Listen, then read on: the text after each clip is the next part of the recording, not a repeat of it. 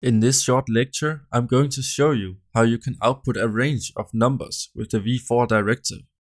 By specifying a number as the expression, the template will be repeated that number of times. So if I wanted to output a list of the numbers from 1 to 10, I would give the current number an alias followed by the in keyword and the number 10. So let's see what that looks like. So I'll add the v-for directive as usual.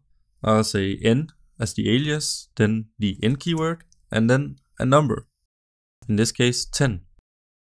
So I'll just output the number right here.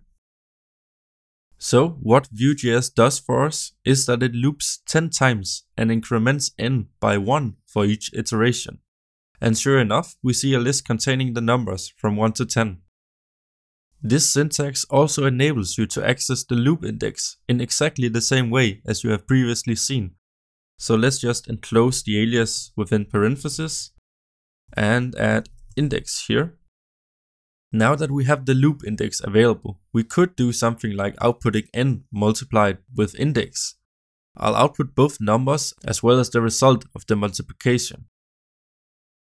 So let me just format this a bit so it's easier to read. And I'll say n times and then index equals n times index.